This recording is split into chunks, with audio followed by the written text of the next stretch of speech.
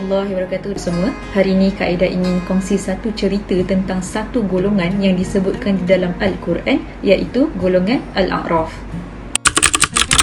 Sebagai umat Islam, kita yakin dan percaya bahawa selepas berlakunya hari kiamat akan berlakunya hari kebangkitan semula, di mana amalan-amalan baik dan amalan-amalan jahat akan diperhitungkan. Golongan yang mempunyai amalan baik yang lebih berat akan dimasukkan ke syurga, dan golongan yang mempunyai timbangan amalan kejahatan yang lebih berat akan dimasukkan ke neraka. Akan tetapi, golongan Al-A'raf ini tidak akan dimasukkan ke syurga maupun tidak akan dicampakkan ke neraka.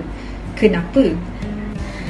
Sebab utama kenapa golongan Al-A'raf ini tidak akan dimasukkan ke syurga ataupun dicampakkan ke neraka, kerana golongan Al-A'raf ini mempunyai timbangan amalan baik dan timbangan amalan jahat yang seimbang. Erti kata lainnya, golongan Al-A'raf ni semasa hayat ni di dunia, jumlah kebaikan dan jumlah kejahatan apabila diperhitungkan mempunyai timbangan atau jumlah yang sama. Maksudnya kejahatan 1 poin dan kebaikan juga 1 poin.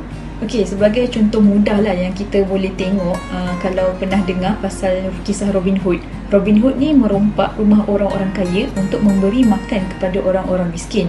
Kebaikan Robin Hood memberi makan kepada orang-orang miskin tetap dikira, akan tetapi kejahatannya yang merompak rumah orang-orang kaya juga dikira sebagai satu kejahatan. So kat sini seperti yang akak sebut tadi, kebaikan Robin Hood 1 poin, kejahatan Robin Hood 1 poin. Sama, seimbang, tak kurang, tak lebih. Jadi, disebabkan golongan Al-A'raf ini tidak dimasukkan ke syurga kerana kejahatan yang dilakukan, dan juga tidak dicampakkan ke neraka kerana kebaikan yang dilakukan, golongan Al-A'raf ini akan diletakkan di atas satu tembok yang sangat tinggi, dan tembok ini terletak di antara syurga dan neraka. Apabila golongan Al-A'raf ini diletakkan di atas tembok yang sangat tinggi antara syurga dan neraka, maka mereka boleh melihat keadaan syurga dan keadaan neraka, dan dikatakan golongan Al-A'raf ini meminta kepada Allah untuk dimasukkan ke syurga.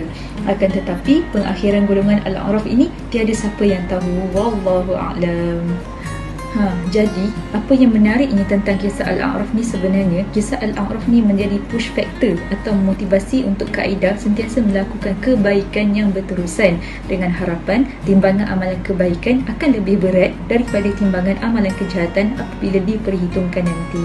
Disebabkan itulah akak memilih untuk menjadi seorang facilitator, kerana akak yakin menjadi seorang facilitator ni mempunyai peluang yang sangat besar untuk Kak Aida menyebarkan kebaikan dan berkongsi ilmu dekat adik-adik sekolah di luar sana. Okey, Kak Aida nak kongsi satu cerita tentang pengalaman pertama akak menjadi seorang facilitator di sebuah sekolah yang terletak di Selangor. Time tu akak partner dengan Abang Syed Fikri, dan lumrah seorang facilitator akan mendapat pelbagai ragam adik-adik. Dalam satu grup tu, ada yang diam, ada yang suka bercakap, ada yang suka usik kawan sebelah, ada yang memang tak kisah langsung apa yang akak dan Abang Fizi cakap. Tapi apa yang menariknya tentang grup Kak Aida ni, ada seorang adik ni memang sangat-sangat pendiam, dan it's hard to listen to him talking even a word. Jadi apa yang Kak Aida dan Abang Syed Fikri buat, kita orang approach adik tu, dan kita orang sentiasa memberi ruang dan peluang untuk adik tu bercakap dalam kumpulan. So lama-lama bila Kak Aida dan Abang Syed Fikri sentiasa bagi ruang dan peluang untuk adik tu bercakap, dia jadi berani, at least berani untuk melontarkan pandangannya dalam kumpulan. Sebab apa, memang sebelum ni masa mula-mula datang tu memang susah gila nak dengar dia cakap kan, even satu perkataan sekalipun. Dan apa yang buat Kak Aida sebenarnya terharu sangat-sangat sampai sekarang, sebenarnya sebab adik tu dipilih menjadi ketua untuk mengetahui bacaan aku janji dan akad sumpah di hadapan semua murid dan semua cikgu. Dan lepas program, ada seorang cikgu ni approach Kak Aida, dan dia kata, dan dia pun tak percaya yang adik tu boleh berdiri di hadapan di halayak ramai dan membaca aku janji. Sebab apa, yang cikgu tu pun tahu adik tu memang sangat-sangat pendiam dan susah sangat nak berinteraksi dengan orang ramai. Jadi disebabkan pengalaman pertama Kak Aida itulah buatkan Kak Aida sampai sekarang rasa nak tolong orang, rasa nak berkhidmat dan jumpa adik-adik kat sekolah tu. Sebab kenapa Kak Aida tahu yang adik-adik kat sekolah tu memang sangat-sangat perlukan pertolongan akak-akak dan abang-abang ni.